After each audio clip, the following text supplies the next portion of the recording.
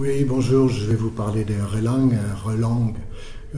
qui est l'acronyme qui signifie relier les examens de langue, qui fait suite à un projet depuis 2009 qui s'appelait RELEX. Alors, nous sommes partis de la réalité suivante, c'est que beaucoup d'institutions de pays élaborent des examens de langue à différents niveaux, mais nous demandons souvent à quoi correspondent ces niveaux, que recouvrent-ils?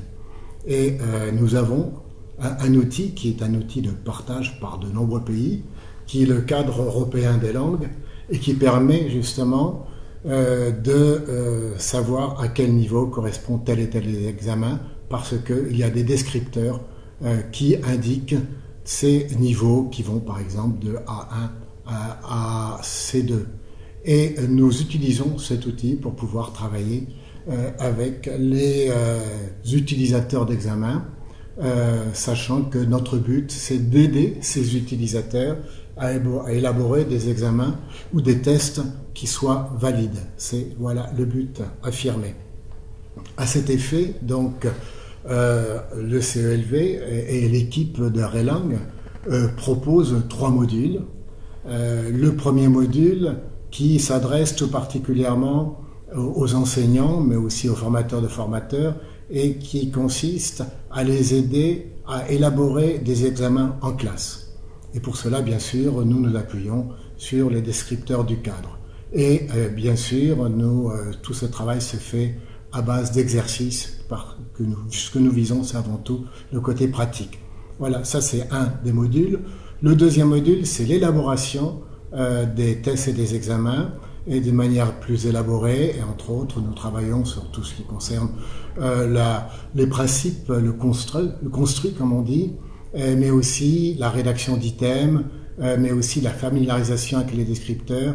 Donc, tout cela a pour but d'élaborer de nouveaux examens valides et fiables. Et enfin, le troisième module, qui s'adresse là aussi à des formateurs de formateurs, mais aussi à des inspecteurs, mais aussi à des décideurs dans le domaine de l'éducation et de l'évaluation.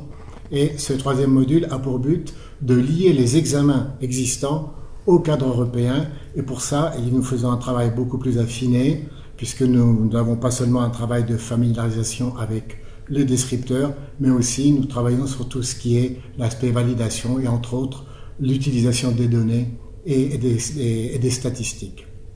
Donc ce côté scientifique nous paraît très important. Il faut dire que le travail que nous faisons est avant tout un travail pratique, c'est ce à quoi nous tenons. Nous avons des exercices que nous proposons et que cela débouche bien sûr sur des directives, des manuels qui peuvent être utilisés ensuite par des rédacteurs d'items. La langue de travail maintenant, c'est à la fois le français et l'anglais qui peuvent être utilisés dans ces ateliers à la demande des pays. Et là aussi, une des caractéristiques de ces modules, c'est qu'ils sont vraiment faits sur mesure. C'est-à-dire que nous nous déplaçons dans les pays, à la demande des pays et des autorités qui ont organisé ces modules, et nous organisons ces modules à la demande véritablement des pays. Ce qui fait qu'il y a véritablement des activités qui correspondent aux besoins. Maintenant, l'impact que nous pouvons avoir, bien sûr, que peut avoir ce travail, c'est un impact à court terme qui est donc la création, l'élaboration de tests et d'examens valides, fiables.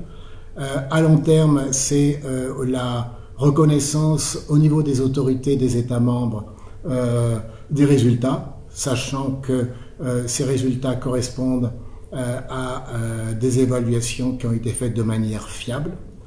Et nous pensons qu'enfin, de manière plus générale, il y a des retombées en termes économiques, puisque quelqu'un qui pourra avoir tel ou tel niveau reconnu par des États membres pourra aussi ce niveau pourra avoir été reconnu par des employeurs auxquels un salarié peut s'adresser dans un autre pays.